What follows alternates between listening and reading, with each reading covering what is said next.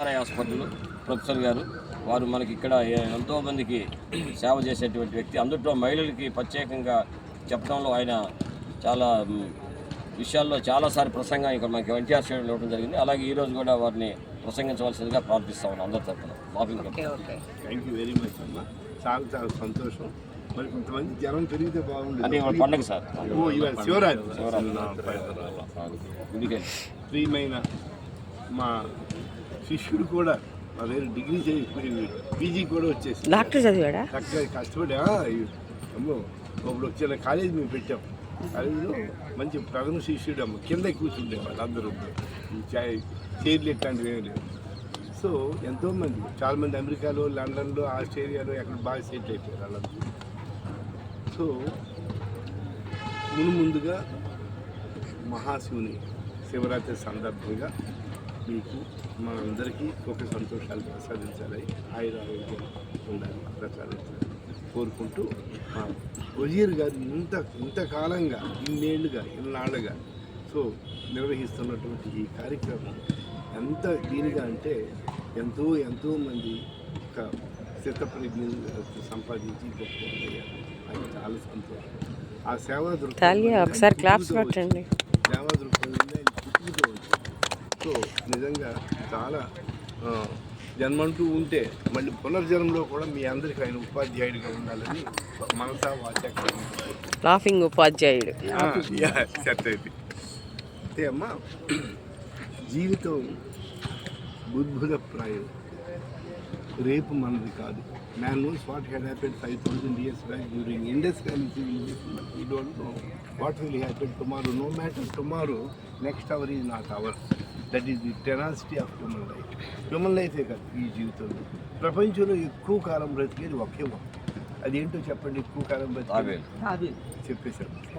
అది 360 సంవత్సరాలు. ఇప్పుడు 340కి ఇలా వచ్చింది. 300 అప్పుడు ఇంకెవరు ఎక్కడ లేదు. మనిషి 100 ఇచ్చారు కానీ 100 మొన్న 18,192,000 ఏదో ఎంతో. దీనికి జస్ట్ 12 మంది మాట 100 ఏళ్ళు బ్రతికే అవకాశాలు ఉంటున్నాయి కానీ ఇప్పుడు చాలా తక్కువ. కాబట్టి వచ్చేటప్పుడు తెచ్చేయలేదు, పోయేటప్పుడు తీసుకెళ్ళలేదు ఏం లేదు. అనిల్ అంబానీ అయినా సరే అది ఆ నగ్న సత్యాన్ని మనం గుర్తించి అలానే 10 రూపాయలు సంపాదించుకోవాలి. అడుక్కొని మనం బ్రతకలేదు. We can earn but we should learn that life is uncertain, tomorrow is not.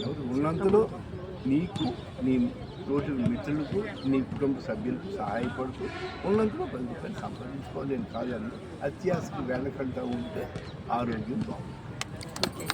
అత్యాశే మనిషిని ఎక్కువగా బాధకి గురి చేస్తుంది. థ్యాంక్ యూ సో మచ్ అమ్మా. ఎప్పుడు కూడా ఉన్నాను. అందుకే మా పిల్లలందరికీ నేను చెప్తున్నాను, నేను ఎంబీబీఎస్ అయిపోయింది, తొందరగా వచ్చాను. ఆఖరికి ఏంటంటే ఎంతటి వాళ్ళైనా సరే ఎప్పుడు కూడా వచ్చేటప్పుడు తెచ్చేది, పోయేటప్పుడు తీసుకుపోయేది లేదు.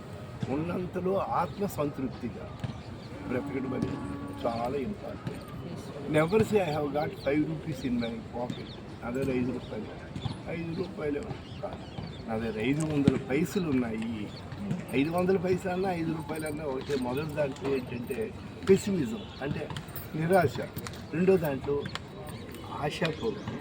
ఈ ఆశ అనేది మనిషిలో ఎప్పుడు కూడా ఆర్టిఫిషియల్గా ఉండకూడదు, ఎప్పుడు కూడా న్యాచురల్గా ఉండాలి. చెప్పడం తేలిక, ఆచరించడం కొద్ది కష్టం. క్రమేణా ప్రాక్టీస్ మీద వస్తుంది. సంతృప్తిగా మొహంలో చిరునవ్వు అనేది ఉంటే అది ఆర్టిఫిషియల్ చిరునవ్వు కాకుండా ఒరిజినల్ చిరునవ్వు ప్రశాంతంగా ఉంటే అప్పుడు మాత్రమే ఈ బ్రెయిన్లో సెరిటోనిన్ అని ఒక ఇది ఉంటుంది. అది రిలీజ్ అవుతుంది. లేకపోతే అది రిలీజ్ కాదు. అది రిలీజ్ అయితే రక్త ప్రసరణ ఇక్కడ నుంచి కాళ్ళ వరకు, కాళ్ళ నుంచి ఇక్కడ వరకు కంటిన్యూ అవుతూనే ఉంటుంది తుది శ్వాస వరకు. ఈ సెరిటోనిన్ రిలీజ్ అయితే ప్రశాంతంగా ఎటువంటి సమస్యలు లేకుండా రక్త ప్రసరణ కాళ్ళ వేళ్ళ నుంచి తల వరకు జరిగి ఆరోగ్యానికి అంటే వీలున్నంత వరకు విజయవాడ అయితే నక్కల్ రోడ్డు,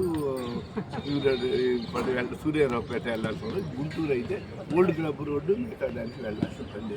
ఇప్పుడు కొంచెం వ్యాపారం అయింది కానీ ఏం చేద్దాం తప్పదు. మరి మొన్న ఒక ఆయన నా స్టూడెంట్ 2007లో ఆయన నర్సరాపేటలో ప్రాక్టీస్ చేస్తున్నాడు.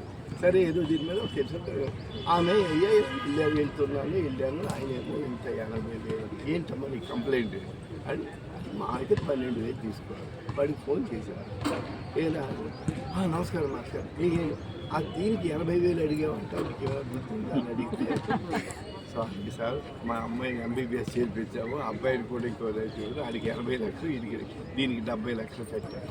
నువ్వు 70-80 లక్షలు కట్టావని చెప్పి 12,000 తీసుకోవాలి, నువ్వు 80,000 అడుగుతావు, నీకు బుద్ధి లేదు. ఆఖరి 15,000 తీసుకున్నాను. ఏది ఏమైనా సరే ఇప్పుడు డాక్టర్ దగ్గరికి వెళ్ళాలంటేనే భయం పుడుతుందండి. ఆ టెస్టులు ఈ టెస్టులు అంటున్నారు, ఆడ ఏం ఉండటం లేదు. 25 ఏళ్ళు 30 ఏళ్ళు చేసి పంపిస్తున్నారు. అంచేత అది పద్ధతి కాదు.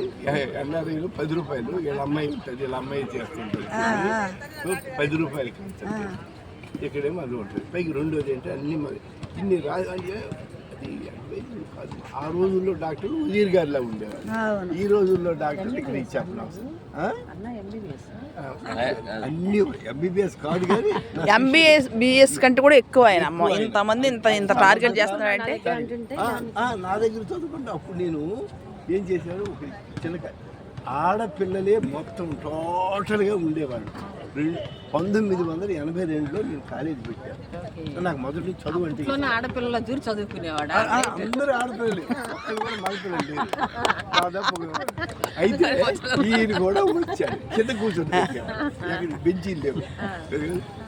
నేను ఆడపిల్ల అటువంటి అనుకొని పాపం వచ్చాడు. ఆలపాటి రాజేంద్ర ప్రసాద్ కూడా వాళ్ళ ఆవిడ నాది ఇంకా అప్పుడు పెళ్లి కాలేదు కానీ నా ఏలూరులో ఇంకా బీటెక్ ఏదో చేరినట్టున్నాడు. సరే కరెక్ట్ డిగ్రీ. సరే నా దగ్గరికి ఆయన కూడా వస్తుంది. ఇక్కడ అందరూ ఆడపిల్లలకి అయ్యా, మగవాళ్ళకి ఎవరికి ఇక్కడ అవకాశం లేదు, ఇలా ఆడదాన్ని అనుకుంటూ వచ్చాడు. మాధవి అని ఆ పిల్ల నా స్టూడెంట్, ఎవరికి ఆ పిల్లని పెళ్లి చేసుకోవడానికి. Very good, glad to meet you sir. చాలా మంచి విషయాలు చెప్పారు మా అందరికి.